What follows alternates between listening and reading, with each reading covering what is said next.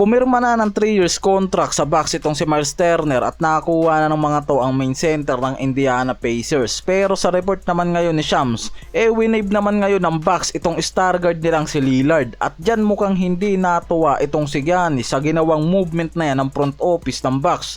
At ayon mismo sa report ni Shams, hindi kinonsulta ng front office ng Bucks itong si Giannis bago gawin ang major roster movement na to. Kaya nagdudulot ngayon yan ng frustration at pagkadismaya ngayon nitong si Giannis, at nakikita ngayon na yan ang magiging dahilan pa kung bakit mas kailangang bantayan ngayon ang magiging movement nitong si Giannis sa trade deadline. Ang pag-wave kasi ng Milwaukee Bucks kay Lillard kasama ang pagkuha ng mga to kay Miles Turner parte ng retooling na gagawin talaga ng Bucks ngayon sa paligid nitong si Giannis. Pero maraming analyst ang nagsasabing hindi rin yan sapat para maibigay kay Giannis ng Bucks ang sapat na tsansa para makakuha pa ng championship title. Lalo't sa major movement na ginawa nila itong si Lillard na star guard ang sinakripisyo nila. Nakikita na pinakamaling movement naman na ginawa ng Bucks ngayon na mas naglalagay sa alanganin na mawala sa kamay nila itong superstar nilang si Giannis. Lalo na sa controversial na movement ng mga to para kay Lillard na wala nga raw consultation na nangyari sa kanila. Kaya kung hindi magkakasundo ngayon si Giannis at ang franchise, malamang sa malamang matuloy na sa trade market itong si Giannis dahil nakikita na yan rin ang mismong dahilan kung bakit magre-request ng trade itong si Giannis.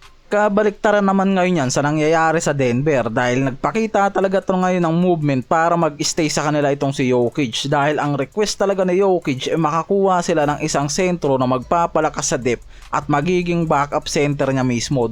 Dahil nga napansin nitong mismong si Jokic na mas nagiging effective nga raw ang team at nagiging contender kung merong malakas na frontcourt yung mga to.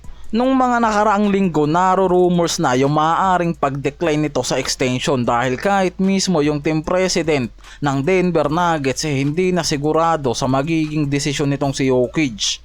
Lalo na nga kung wala pa rin tong nakikitang retoolment na nangyayari sa lineup nila. Pero ngayon kakaumpisa pa lang ng deadline, na-report na agad ang pagkuha ng Denver dito sa veteran center na si Jonas Valanciunas sa Sacramento Kings. Kapalit lang itong si Dario Saric. Kaya makikita mo talaga kung gaano kahalaga sa Denver Nuggets itong star player nilang si Jokic. Dahil sa malaking movement na yan na ginawa ngayon ng Denver Nuggets para makuha itong si Valanciunas.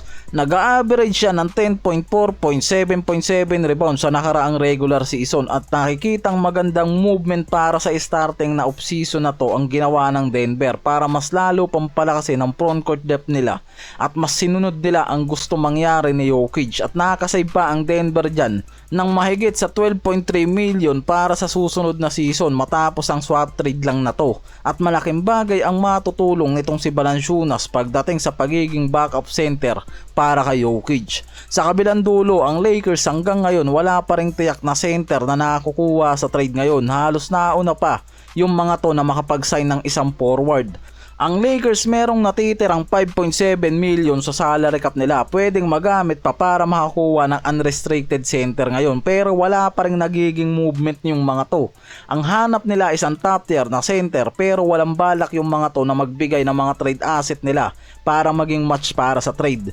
Sila Reeves at Chimura, Gabe Vincent ayaw nilang pakawalan. Nauna pang umalis ngayon si Finney Smith at napunta pa sa contender team na Houston Rockets. Yung mga center na target nila sa market na uubos na mula kila Miles Turner, Claxton, Brook Lopez, Capela, ang dami nang naling sa Lakers. Maaga pa sa trade deadline pero iniisang araw walang nakuha yung mga to. Hirap na hirap nga raw gumawa ng movement ngayon itong si Rob Pelinka. Di natin alam wala pa silang official na trade o signing para sa center position.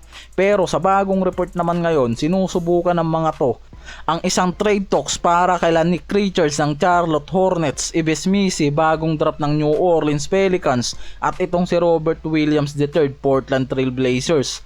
Subok naman na yung mga tatlong center ngayon na yan pero nasa evaluation pa lang yan ng Lakers para sa magiging trade talks. Malaki sana ang posibilidad na makuha ng Lakers si DeAndre Ayton lalo na't nakabuyout yan ngayon sa market. pero walang pinakitang movement ang Lakers para makuha siya. Sa tatlong center na yan na nare-report ngayon, kung wala pa rin ngang makuha ni isa ang Lakers sa mga yan, siguradong mas lalong lalaki ang problema ng mga to. Lalo na para dito kay Lolo Bron, baka matuloy yung plano nito na pag-alis, lalo na nare-report na nagbabalak na rin yan na maghanap ng team na magbibigay pa sa kanya ng isang championship title bago magretiro. Kung hindi pa rin masusolusyonan ng Lakers ang problema pagdating sa defensive depth, paniguradong itong si Lolo Bron ang mawawala sa kanila.